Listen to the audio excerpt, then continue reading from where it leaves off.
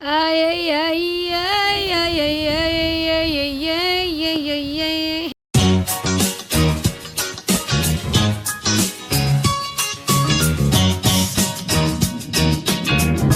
Baby, baby, those Hollywood nights. Ay, ay, ay, ay, ay, ay, ay, ay, ay, ay, ay, ay, ay. This can be kind of a design for mommies. Ay, mga dodong at inday, dongday, dongday.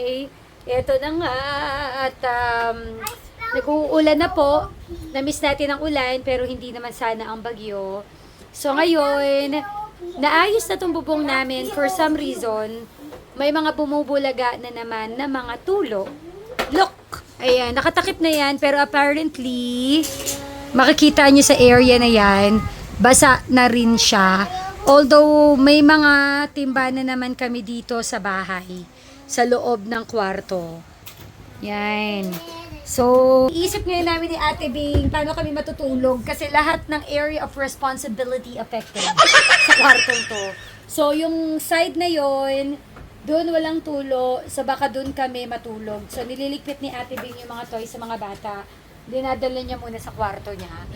Kaya talagang gustong-gusto ko ng... Are we gonna live there? What? Are we gonna live there until the rain stops? Yeah, Ate Bing is cleaning up there. No. Oh, you help Ate. Ayan. So, kaya talagang I'll help you. gusto ko na talagang matapos yung bahay para makalipat na tayo. Although, marami pa kasing dapat gawin sa bahay. Inaayos pa yung electrical, inaantay pa namin yung Excited to Meralco na kabitan kami ng kuryente. Kasi sa ngayon po, nakikikabit lang kami kay Mami Lucette, kay Kuya Alan, kay Kagawad Alan. So, naglinya lang kami doon. Nagbabayad kami ng kuryente sa kanila. Ganon din sa tubig. Yung tubig din, nakapagbayad na kami ng pakabit. Mga around 10,000 din yung binayaran ko. Pero nung finalo up namin, wala pa ring update. Sa ngayon din, nakakabit lang din kami kay Mami Lucette. Nakalinya lang kami. So, yun pa lang yung problema na medyo na-encounter namin. Kaya hindi pa rin kami makalipat. Although, nasa process pa lang din naman kami ng tinatapos namin yung bahay. So, yun. So, update ko kayo tomorrow kung ano na yung update sa bahay. I'm gonna live a life of staying inside a squishy space. Share ko lang pala, oo. Kahagabi, mga madaling araw na pala yun, natutulog na kami. So, actually, may tulo pa lang dito sa side na to. Tapos, meron na rin dun sa side na yon. Sabi ko parang, umihi ba si Riley? I thought umihi siya. Akala ko umihi siya. Pagka pa ako, may suot naman siyang diaper. Ano suot mong diaper? No! Twins, lampin. Hindi pa rin niya. Kasi nandun, ano pa rin siya eh. Nagda-diaper pa rin siya sa gabi kasi may mga uncontrolled wiwi pa rin siya minsan. Kaya nagda-diaper pa rin siya. Pero minsan naman, walang ihe pag gising niya. So anyway, pagka pa ako, wala naman, hindi naman siya. Yung pala, tumutulo na ito. Ayan. Oh, Kaya talagang naistorbo yung tulog namin na madaling araw. Panoorin mo to.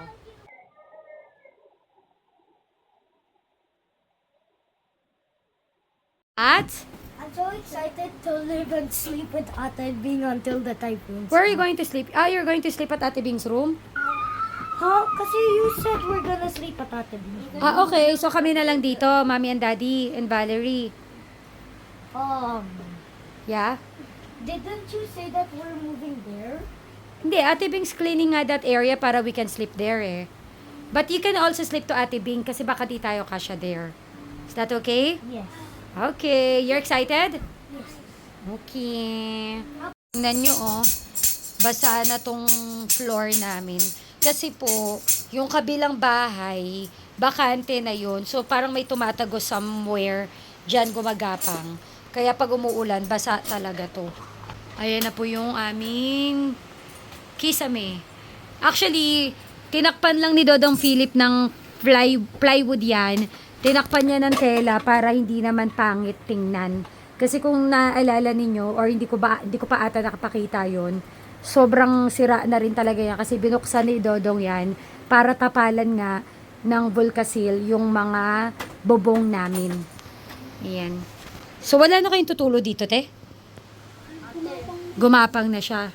Last time kasi nandito yung tulo eh. At home when I'm indoors. Oh, I actually also like it here. What? Are you going to sleep there? No. Guys, where Okay. should I sleep first? On Ate's room or over here? Whatever you like. We're kasya naman here. Kasya naman kami. Although eksena na po namin madalas nasa sahig si Dodong. room first. Okay. Valerie is helping. Hindi pala helping, nagkakalat lang pala. Is calling you Ate. Liverton Lazaro is calling you Ate. Liverton. Gilbert Zon Lazaro is calling you ate. Ewan ko dyan. Binasa niya siguro. Yan na po. Ayan ang naiipot namin. Oo. Tubig ipon check.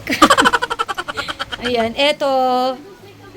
Eto naman. Kaya yan may tela para hindi siya tumalsek kapag ka may tumulo, mga bi. You're gonna sleep at Ate Bing's room? Are you comfortable there? I'm not comfortable here because of Valerie. Valerie naman will lie down with me. Will lie down beside me because I know she's comfortable with me. No, I'm just waiting here. Okay. So, room check tayo. Ito yung current kwarto ni Ate Bing. Nandito yung mga damit ko. Ayan. At ito naman yung kwarto namin. Nako, sulitin nyo nang makita at laitin ng aming kwarto.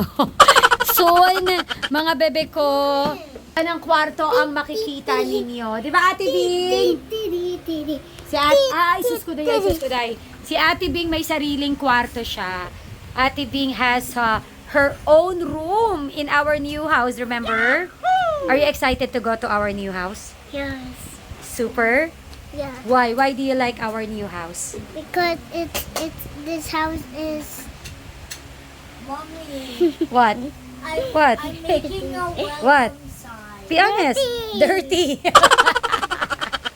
This house is dirty. Pero si Valerie, he really loves this house. Sabi nga niya parang nalulungkot siya kasi ang dami naming memories dito sa bahay na to.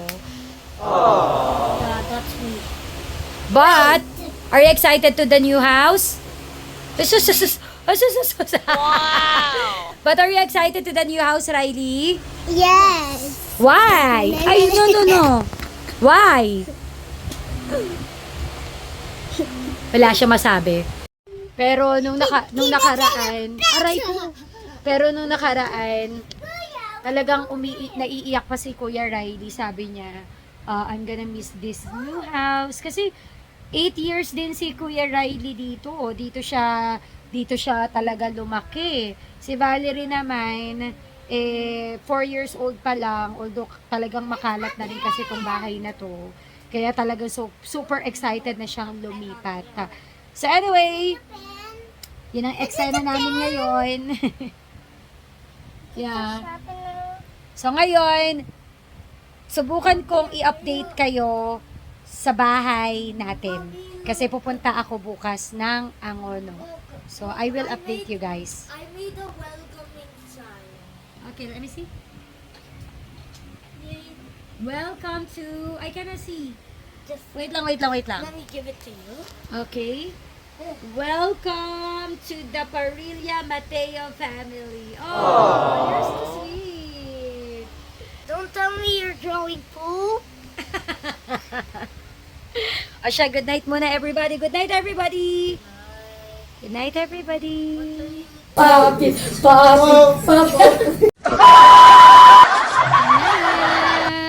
Hello everybody. Nandito na tayo sa bahay as promised. Kasi hinatid natin yung mga pin light na na-order or nabili namin ni Dodong Philip last time. O, sa mga hindi pa nakakapanood ng vlog na yon, kung saan namin binili yung mga pin light. Napakamura naman talaga. As in parang mga 50% off yung difference compared kung bibili ka sa mga kilalang mga establishmento. So, yon na yung vlog na yon makikita nyo yung last time. So, eto na. Dito na tayo sa bahay. So, sarado na siya. So, ang daan ay doon. So, dito tayo dadaan mga bebe ko. So, may mga salamin na. Naka-install na yung mga salamin. Check na natin yung loob ng bahay. Let's go! Habang nakaganito yung aking suot. Actually, pang ulan talaga to eh. Ready na sa ulan. Yan. Dito tayo dadaan di. Good luck. Teka. Kaya naman. Stable naman siya. Okay. Ayan na! Wow! Naka-install na ang ating glass. Yay! So ngayon, papasok tayo dito. Yeah. Sa main door. Yan. Nandito si 4. Hi 4. Yan na. So naka-install na yung ating glass window. Ito na po.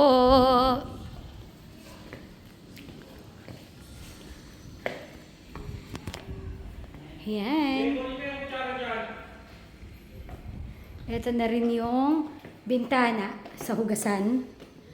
Pagbibili ka ng... Tapos naka-install na rin yung ating dirty kitchen. Oh. Ready na rin siya. Okay tayo.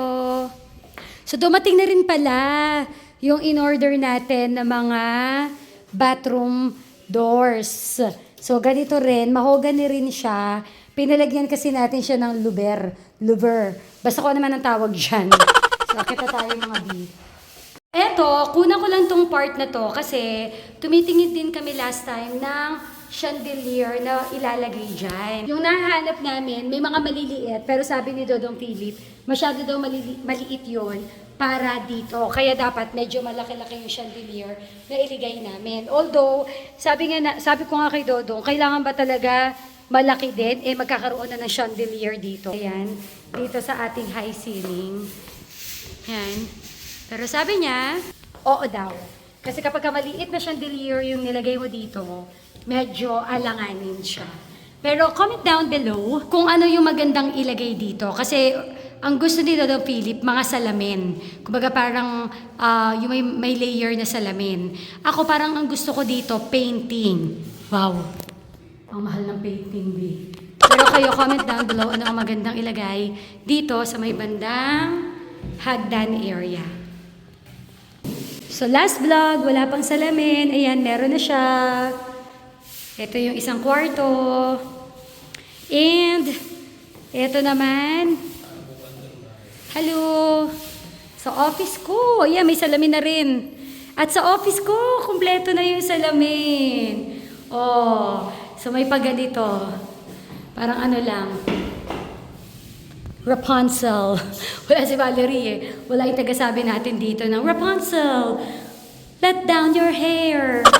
Yan. So, ang maganda dito guys, kasi dito ilalagay yung table ko. Nahilo ka ba?